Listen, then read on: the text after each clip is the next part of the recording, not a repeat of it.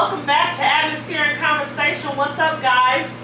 Today we have our guest, William Smith, here with us, the famous William Smith Facebook. Look him up. So, and we are talking about with Mr. William, do relationships work today, 2015? And what do you think about that, William? I'd say no, and I think I have what's called an acronym for it, and it's VCC, and that stands for value, communication, and culture. And those are the reasons why I think a lot of relationships fail, is because there are different value systems in the world.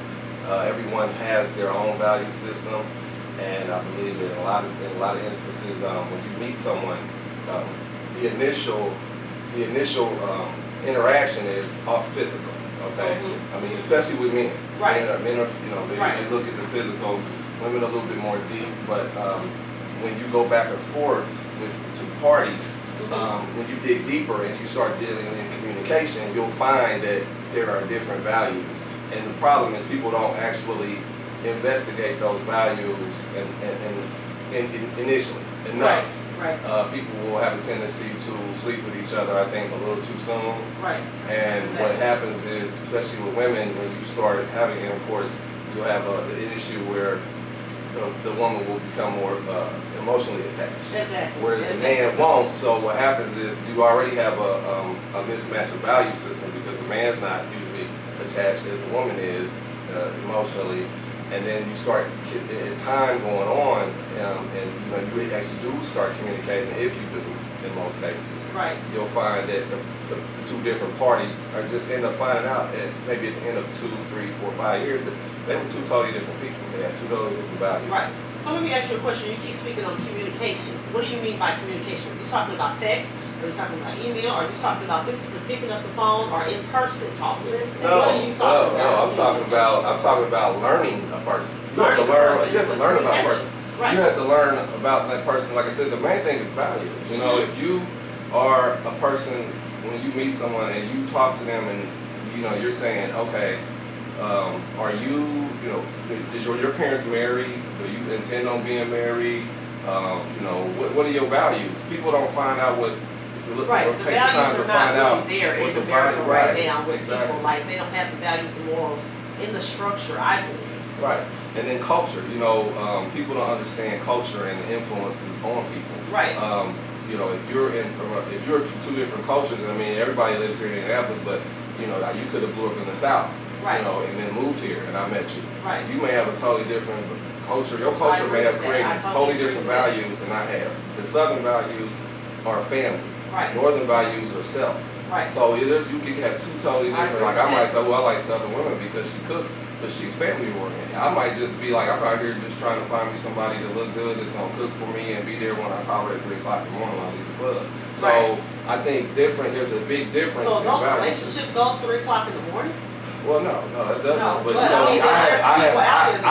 I mean, in my business, what I do, I actually, I do computer repair, so I go from home to home. Right. And you generally deal with women on a regular basis, and when you sit there for somebody's house for an hour and a half, you usually talk to them. And I'll hear stories about, my boyfriend. I only see my boyfriend between like 3:30 and 8 in the morning. And this has been going on like this for months, because that's what they're doing. That's what their relationship has made. But that's what they're allowing to happen. Well, I mean, it's a relationship, though. Yeah, and that's their relationship. But at the same time, he may be in another relationship, not committed, but in another relationship with someone else. He may have a whole nother family, because that's just what people are doing. They have 3, 4, 5, 6 different relationships at one time, and nowadays. And that's that goes into why I don't deal with necessarily relationships. Me personally, I've been single since 2011, and I do not intend to be in another relationship until I intend on getting engaged to a woman and then marrying her. For that simple reason. So you're going to be dating with a purpose. Well, I mean, what it is when I meet a woman, I tell her, look, relationships, because at the end of the word is ship. It has to have a port. Right. So unless this ship has a port, there's not going to be a relationship. Now that doesn't mean it won't eventually. And what I usually hear from people, and you might be thinking this is, okay, well, if you say that, you're gonna eliminate some people, and they're not gonna want to be with you. But at the same time, that's not true. what I'm eliminating is someone who probably isn't for me.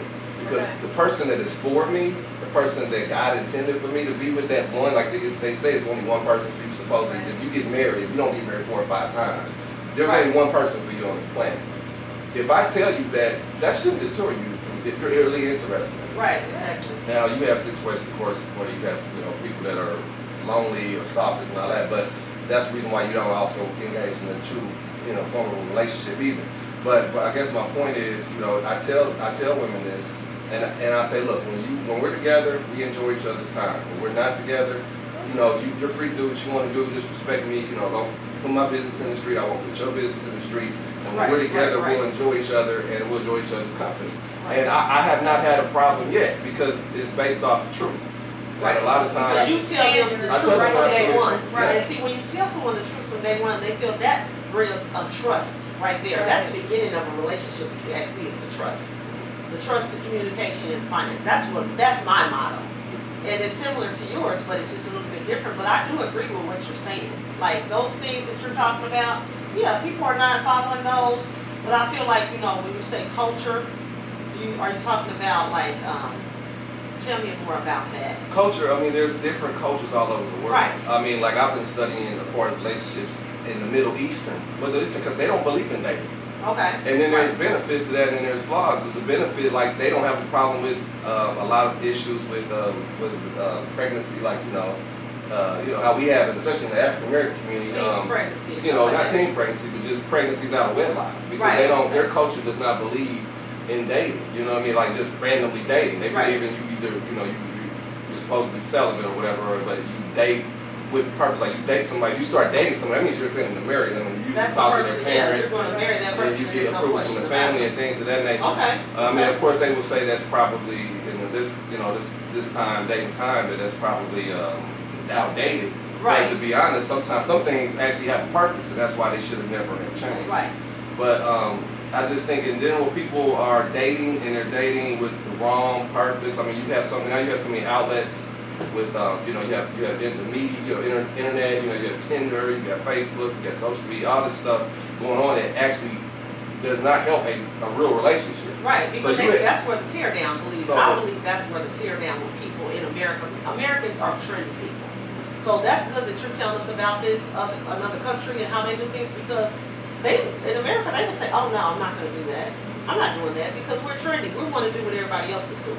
So I totally agree with what you're saying. That is absolutely right, because if you don't, I just believe, like I said earlier, if you don't have those morals and those values, it's not going to work. But social media will tear a relationship down in a matter of minutes. If the relationship was not founded on the right things. Exactly. And the thing that goes back to a real relationship. And if it was a real relationship, social media shouldn't tear your relationship down. It really shouldn't. If it's something that where you start talking, me not being in a relationship, when I start talking about, you start talking about DMs, inboxes, liking. If your relationship is getting broke down, that's not a relationship. That's a friendship. No. Right. It sounds like with sex, because and it sounds like there's some insecurities and some jealousy issues in there, because at the end of the day, when you really found a relationship and what it's supposed to be like, in my terms, a relationship should be like a canvas, or it should be a blank canvas, and you should come to it like you hear all these things, like especially on social media, you hear and see things like, well, you got to bring something to the table, and I'm a boss, and I'm looking for a boss, and building an empire, a bunch of superficial crap that actually is already the beginning of a bad relationship. Because they're trendy. Yes, well, it's not even that. That's cultural influence. Yeah, because that's like that MTV Cribs mentality. Because a real relationship is based. It's like this paper. It's a canvas. It's like this. It's a canvas. It's a piece of paper. It's canvas. It's bare, and that's how you should approach it. Where we're just looking at each other for who we really are. Because at the end of the day, that's what you have. Because a person could have $100,000 in the bank, and in 5 years from now, depending on life, they could be broke. You're stuck with that person. So you have to really look at what that person is and what they're about prior to engaging in a relationship. I think people just don't do that. They don't have a real sense. That's why relationships don't work. Because they don't have a real sense of what they're getting into and trying to communicate and trying to learn about values and things of that nature. Okay. Hey, you're bringing out some great points. Great And point. people need to, yes. So So I have a question. So, it goes kind of towards a double standard. So why is it okay for men to, have multiple relationships? Just as you said, respect me, I'll respect you, keep my business out of, the street, vice versa. So if a woman wants to go out, single woman, she sets those same standards, letting these men know, hey, this is what it is. And maybe she has a date Monday through Friday. She's dating a man one for every day of the week. Why are women looked at in a negative light when it comes to that, as opposed to men? What I just stated, culture. I mean, that's just the culture. That's culture. That's a cultural influence. Well, really, that doesn't. It's a value system and it is a culture. A woman that is with more than one man is in value. Like when I was talking about these people in the Middle East. Also, one thing I didn't touch on was that it's an actual norm for men in these countries that I studied to have relations. It's okay for them to have relations before they're married, but like per se in India, it's almost taboo. It's almost a norm. They have to marry a virgin, but they have had multiple women until that time. But when they go to marry, they're supposed to marry a virgin, or the woman's supposed to be a virgin. And it's a cultural and it's a value system thing. I mean, it's something that unfortunately. As I think, just along with feminism and women's rights, and how we went from the 50s and 60s and 30s, whatever, where the men went out to work, women stayed home. Now we have, especially in the African American community, black women who are actually climbing the corporate ladder faster than men. I think that mindset has to change, and I think that's the reason why you had success with shows like Sex and the City, because that kind of ventured off into that, untaught, women were able to visualize, actually see, what they, that equalism, as far as their sexuality. They were able to say, okay, she can do that, I should be able to do that, because men can do it, because that's how women feel. Like, men go out here, if I can sleep with a dude Tuesday, Thursday, and Friday, then why can't I? Too, so. Right, so, I mean, it's just a cultural thing where we feel that we actually have there's a double standard where men feel like, in the world that, we can do that. How do you feel about a woman that's very successful? So say, for instance, you meet a woman that's very successful and she's still climbing and wants to keep climbing. How do you feel like that within a relationship? Because some men will feel intimidated. They feel like she's going to reject them. So they may not approach her because she's successful. She has a house that's paid for. She has a car that's paid for. She's still doing things. She's still going to school. She's still working. She's still going to climb. She just has all these things she wants to do. But she may be single. You may be single, and you're like, I want to approach her. How do you think that is going to happen within a relationship with a successful woman that's single, and your successful man is single, but she may be more successful than you? I've actually dated women that were successful, and I mean, how did that go? To be honest, it varied from the person. I mean, one was her value system was wrapped around her success, her what she had, and then the other one was just very carefree and was just like, I'm blessed, So it was the mentality of the woman, it was her thought pattern and how she looked at herself that kind of dictated how we interacted with each other. And like I said, the more successful one, it was like, I have a home, I have this, I have that, and she kind of treated me or the relationship according to how she felt about herself and what she did with her life. Okay. Whereas the other one, you would have known that if she worked even thought she might have worked at Taco Bell, you didn't know how much she made and how she carried herself. Right. So I think it's the person. Okay, very good. That's good to know. I've always wanted to know about that.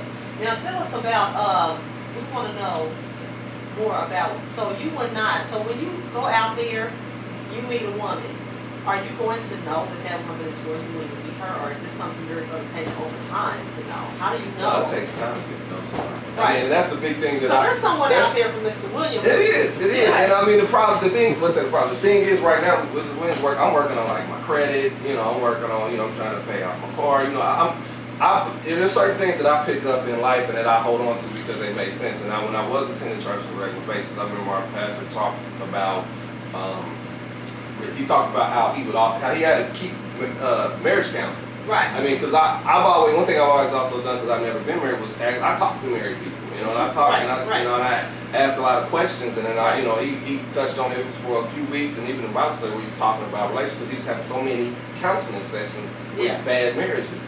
And the biggest thing he said was, and my father also told me this was, he said your biggest argument usually in a marriage would be finances. Mm-hmm. And Yep. you know, what the pastor touched on, which kind of touched on what my father was telling me, was that if you have your stuff together as much as you can, then you want to. That's when you'll do better finding your right mate. And because what you do is when your stuff's not together, you're bringing all your problems, especially financial, Right. and then they're bringing theirs into the situation where, let's say for instance, you meet someone and they may not be as together as you are. Right. At least you're together. Exactly. You know what I'm saying? When you meet somebody struggling, you're struggling. Now y'all both struggling together, and that's beautiful and that's great. Right. But I'm the type of person where, like, if I'm not working, I ain't usually trying to date. Right. You know what I mean? I feel like I need to That's at good. least start working and get myself together Right. while I'm trying to be up in somebody's face. Right. So, Because you got to have that stability when you're trying to get into a relationship, Right. dating, Please or whatever. say that again to the people out there, because men need to hear this. yeah, Right, you need to have right. your stuff. You need to have your stuff together. You know, Together. I actually, I'm not gonna say no names, but I have a situation right now where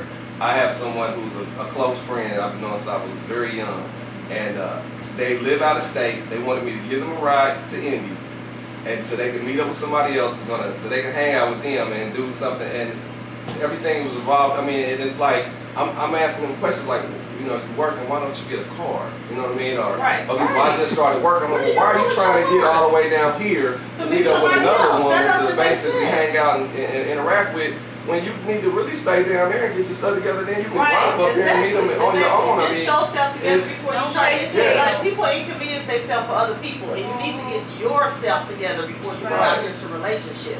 But I mean, I think relationships will work if you do have a person that has, like you said, has themselves together, has the finances. If you have a person, you can have one person that doesn't know how to communicate and a person that's very voiceless and can communicate with anybody. And that person can help that other person learn how to communicate. I mean, there's just certain things, and then people don't want to be, they're so scared of commitment because people are scared they can't trust people anymore. There's so many people, you can't trust your friends trust your family, you can't trust the next person that's sitting next to you 8 hours out of the day. So I mean, it's a big issue right now, but I think people need to know what to do, and that's another segment to start dating. yeah. So I mean, but relationships, yes, I think they're working, but it's hard to really start a relationship in 2015. It's very hard for people that are single to try to get out there and really want a relationship. Because there's people out there that want it, but they just don't know how to go about it. And I mean, you got great That's what's true. going on. I'm going to side with our friend William here that from personal experience, I believe they don't work. Why would you say that, Miss Sheena? Sheena has something to say about why do you say that they don't work?